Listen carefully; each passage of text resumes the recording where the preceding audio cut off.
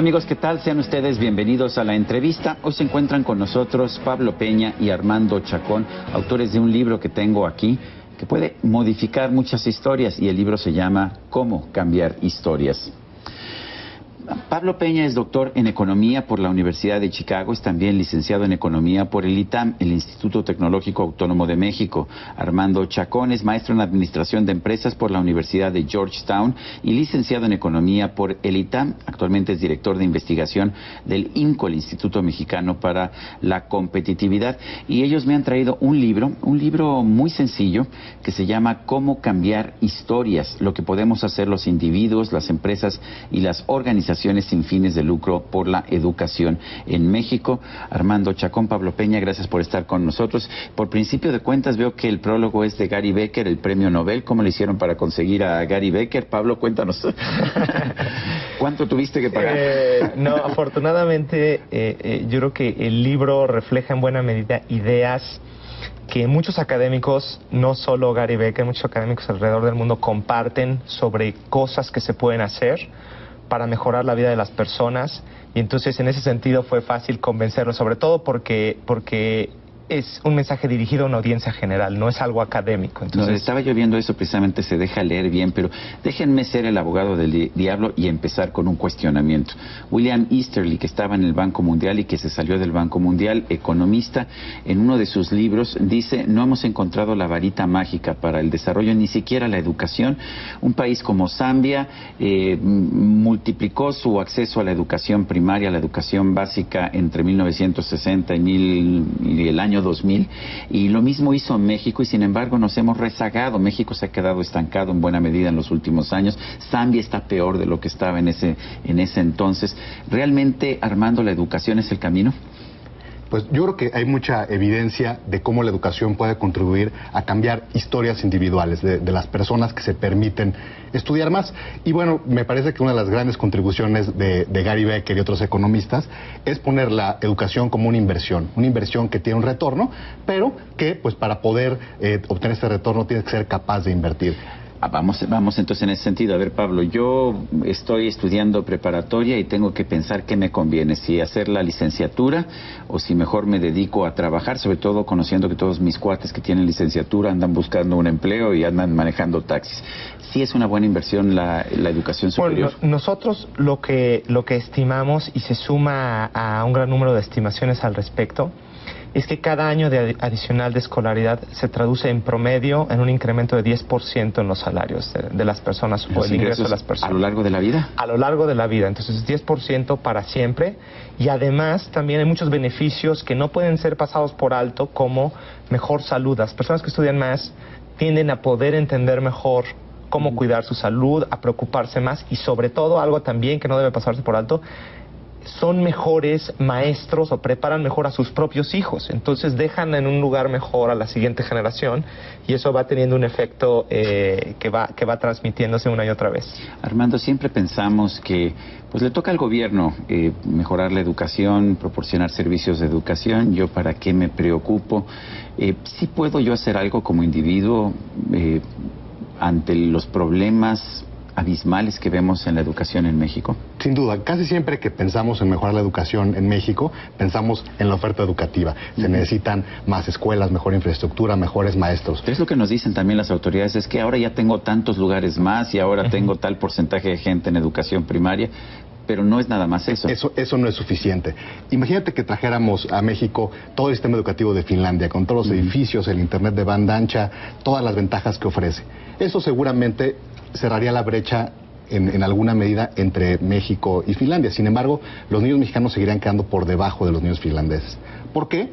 Porque los niños finlandeses no solo tienen mejores escuelas, regresan a hogares con padres que están mucho más preparados, que tienen mucho mayores ingresos. Son padres que les proveen un entorno y un ejemplo que los niños aprovechan para poder aprovechar también mejor la escuela. Entonces, en México seguiría faltando esa parte, y ahí es donde se abre un gran espacio en donde podemos intervenir por ese lado, por el lado de la demanda educativa, lo que hace que los niños y jóvenes quieran y puedan ir más años a la escuela. Cuéntanos de estas historias, ¿cómo cambiamos las historias, Pablo? Estas historias que nos cuentan aquí, porque más son casos concretos, ¿no? De acuerdo. Nosotros identificamos 3 obstáculos concretos a que la gente pueda invertir más en educación y que tenga una historia exitosa. Voy a hablar del primero de ellos, que es la falta de ejemplos a seguir. Tú, Armando, yo mismo, podemos pensar que desde siempre tuvimos ambición de llegar a algún lugar, hacer algo, pero no es cierto. Esas ambiciones las tomamos, esa aspiración se forma cuando somos pequeñitos, basados en lo que vemos. Nuestros papás nos preguntan ¿qué quieres ser cuando seas grande? Y hay muchos niños y jóvenes en nuestro país y en el mundo, esto no solo aplica a México, que no tienen un ejemplo a seguir, que nadie les pregunta tú qué quieres ser o puedes llegar tan lejos como quieras. Y eso hace que niños y jóvenes ni siquiera se tracen planes ambiciosos, o sea, que vayan yendo día con día a la escuela, van porque los mandan a la escuela, no porque digan quiero ser un veterinario, quiero ser un ingeniero químico. El segundo obstáculo que identificamos es que no hay detección de talento oportuna. Hay muchos jóvenes talentosos, no necesariamente genios, pero talentosos, que ni siquiera saben que lo son. Y el tercero es un obstáculo financiero. Hay muchos jóvenes que abandonan la escuela por tener que ponerse a trabajar.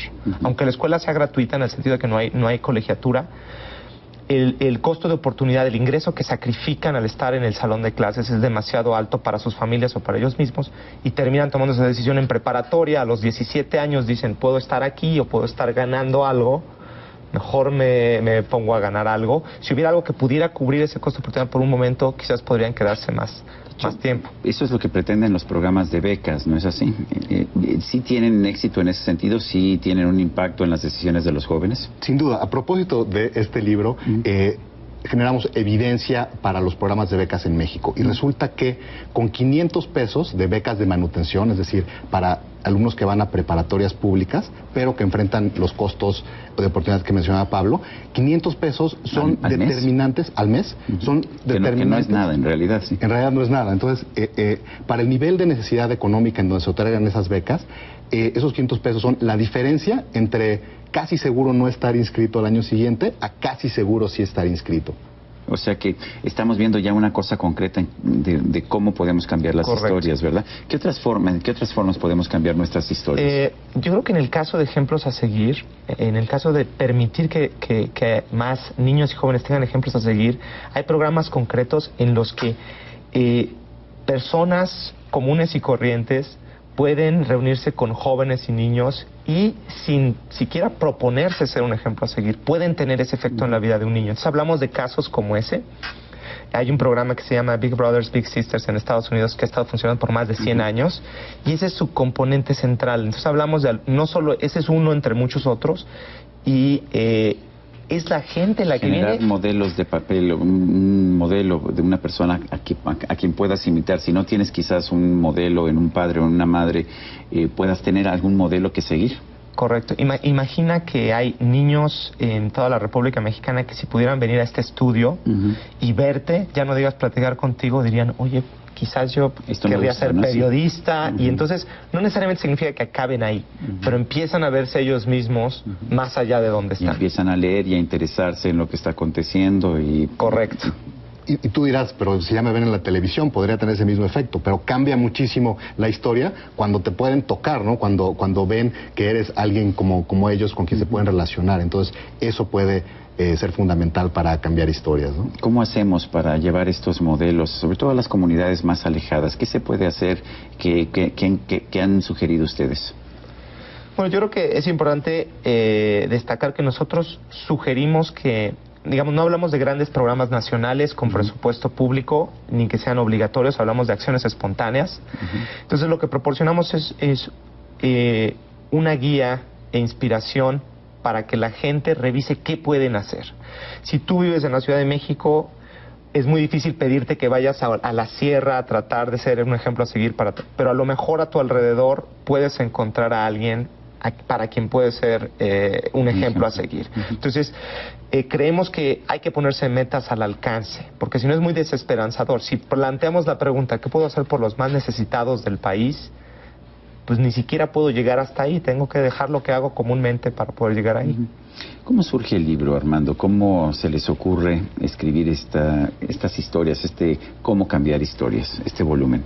Bueno, surge de que a Pablo y a mí nos encanta discutir. Entonces, uno de nuestros temas favoritos de discusión era este de la educación. Y veíamos cómo todas las baterías de la opinión pública, de los analistas, de los congresos, están en cómo generamos mejores escuelas, cómo generamos mejores planes de estudio. Y hablamos de que se está ignorando esta parte, que es el lado de la demanda, y que es una parte que no tenemos que esperar 30 años a que se cierren las brechas. Podemos... O sea, no nos centremos nada más en la oferta, sino centrémonos en la demanda por servicios educativos o por mejoría educativa. De acuerdo. Eso es por un lado. Yo agregaría que por el otro nos preguntamos, bueno, ¿yo qué puedo hacer por la educación en México? Yo no soy secretario de Educación Pública, yo no soy líder magisterial, yo no soy nadie. Bueno, pero como ciudadano, si me pongo a pensar de esa forma, tengo pesadillas por la noche. Yo no puedo arreglar un problema tan grande como el de la educación.